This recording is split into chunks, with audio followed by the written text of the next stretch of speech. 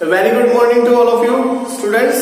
आई am Vipul Agarwal और मैं आपका अगला लेक्चर शुरू करने जा रहा हूँ आज इकोनॉमिक्स में। तो हमारा टॉपिक चल रहा था गवर्नमेंट बजट। मैंने आपको गवर्नमेंट बजट समझा दिया था और गवर्नमेंट बजट के मैंने ऑब्जेक्टिव्स भी समझा दिए थे। अब बात आती है हमारी, और मैंने कल को बहुत इंपॉर्टेंट बात सिखाई थी आपको कि लर्न कैसे करते हैं, क्रैम कैसे करते हैं। अब आगे के टॉपिक की बात आती है। हमारा नेक्स्ट टॉपिक है what are the components of budget. हमारे बजट के कंपोनेंट्स कौन कौन से हैं? तो बिल्कुल सिंपल है इसका आंसर। हमारे बजट में दो कंपोनेंट है, पहला रेवेन्यू बजट, दूसरा कैपिटल बजट। अब रेवेन्यू बजट के भी हमारे दो टाइप है, रेवेन्यू एक्सपेंडिचर और रेवेन्यू रिसीव्ड। ऐसे कैपिटल बजट के भी हमारे दो टाइप है, कौन कौन से? कैपिटल एक्सपेंडिचर और कैपिटल रिसीव्ड। ये तो हो गया नाम की बात। अब बात आता है डिटेल में इन्हें समझने की। बहुत ज्यादा आसान है, हमारा बिल्कुल भी प्रॉब्लम नहीं लगी। शुरुआत करते हैं हम कैपिटल बजट से। जब भी वर्ड यूज होएगा आपका कैपिटल, जब भी कैपिटल वर्ड यूज होएगा कहीं पे भी, चाहे वो अकाउंट्स में हो, चाहे वो इकोनॉमिक्स में हो, चाहे वो बिजनेस में हो, कैपिटल एक्सपेंडिचर या फिर कैपिटल रिसिप्ट जब भी वर्ड यूज होएगा तो वर्ड याद रखना है बैलेंस शीट। कैपिटल कहां पे आती है आपकी? Balance sheet. तो ऐसे याद रख लेना बैलेंस शीट। तो कैपिटल एक्सपेंडिचर या कैपिटल रिसिप्ट कौन से खर्चे या इनकम होती है जो बैलेंस शीट को अफेक्ट करते हैं। और बैलेंस शीट में कितनी साइड्स होती है? हमारी दो साइड्स होती है। पहली साइड का नाम होता है हमारा एसेट्स और दूसरी साइड का लायबिलिटी। मतलब जो बैलेंस शीट की एसेट्स और लायबिलिटी को अफेक्ट करे वही हमारा क्या कहलाएंगे? कैपिटल एक्सपेंडिचर या कैपिटल रिसीव्ड। अच्छा, कैसे समझो और डिटेल में। एक्सपेंडिचर क्या होते हैं हमारे? एक्सपेंडिचर का मतलब होता है खर्चा, मतलब उस खर्चे में हमारे पास पैसा आता है कि जाता है। तो एक्सपेंडिचर में हमारे पास से पैसा जाता है, तो फिर कैपिटल एक्सपेंडिचर कौन से कहलाएंगे? वो एक्सपेंडिचर पहली बात जो बैलेंस शीट को अफेक्ट करेंगे और उनके अंदर पैसा जाएगा। अच्छा, तो बैलेंस शीट में हम कोई सी भी एक साइड ले लेते हैं। हमने ले ली एसेट साइड। एसेट साइड में कब हमारा पैसा जाता है? एसेट्स को या तो खरीदेंगे या बेचेंगे, तो पैसा कब जाएगा? जब हमारी एसेट्स को हम खरीदेंगे। तो क्या करेंगे? जब हम एसेट्स को परचेज करेंगे, क्या करेंगे? परचेज करेंगे। मतलब जब जब हम एसेट्स को परचेज करेंगे तब हमारा क्या होगा? Capital expenditure. अब दूसरी बात, जब भी हम किसी बिल्डिंग को या किसी भी फर्नीचर को खरीदेंगे तो उससे एसेट की वैल्यू इंक्रीज होगी या डिक्रीज होगी? तो पहले परचेज का मतलब है खरीदना। पहले 50 की थी, अब और खरीद ली तो सपोज 1 लाख की होगी, तो उससे क्या होगी? हमारी एसेट की वैल्यू इंक्रीज होगी। तो जब जब एसेट की वैल्यू इंक्रीज होगी तब क्या होगा? हमारा कैपिटल एक्सपेंडिचर। वाह, कितनी आसानी से समझ में आ गया। तो बस हो गया। अगर इतना समझ में आ गया तो पूरा समझ में आ गया। समझो तो एक और बारी से रिवाइज करता हूं मैं। क्या?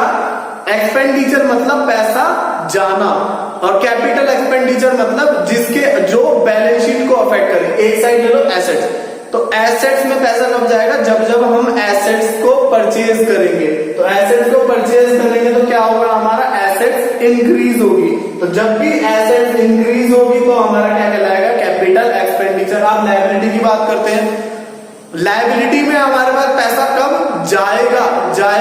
एक चीज ले लो लायबिलिटी की, लोन ले लो। लोन, तो लोन जब भी हम रीपेमेंट करेंगे तो पैसा जाएगा ना। लोन को हमने चुका दिया, बैंक को लोन के वापिस दे दिए पैसे, तो पैसा जाएगा। और जब भी लोन का पैसा हम वापिस दे देंगे तो हमारा लोन कम हो जाएगा। मतलब लायबिलिटी, जब जब हमारी लायबिलिटी कम हो जाएगी तब हमारा क्या होगा? Capital expenditure. या क्रेडिटर की बात कर लो। पहले 50,000 के क्रेडिटर थे, 20,000 के क्रेडिटर को हमने पैसे दे दिए, लो भाई पैसा लो। तो अब कितने के बचे? 30। तो हमारे पास से पैसा भी जा रहा है और लायबिलिटी कम होगी। तो जब जब लायबिलिटी कम होगी तब हमारा कौन सा कहलाएगा? Capital expenditure. Got it? बहुत सिंपल लैंग्वेज में, इसे रटने की बिल्कुल जरूरत नहीं है। कोई सी चीज 12th के अंदर ऐसी चीज नहीं है, मेरे को इंग्लिश और उसका नहीं पता है, जो रटने वाली हो। सब समझो इकोनॉमिक्स के अंदर, बहुत आसान है। ठीक है, आगे। अब कैपिटल रिसिप्ट। रिसिप्ट तो नाम से ही पता चल रहा है जिसमें पैसा आ रहा हो। तो पैसा कब आएगा? जब एसेट्स में पैसा कब आएगा, जब एसेट्स बेचेंगे तब पैसा आएगा या एसेट्स खरीदेंगे तब पैसा आएगा? सर एसेट्स को बेचने से पैसा आता है, बिल्डिंग जब बेचेंगे ना तब पैसा आएगा हमारा, तो बिल्डिंग बेचने से पैसा आता है। तो फिर एसेट जब भी और बिल्डिंग बेचेंगे तो एसेट्स की वैल्यू कम होगी कि बढ़ेगी? सर कम हो जाएगी।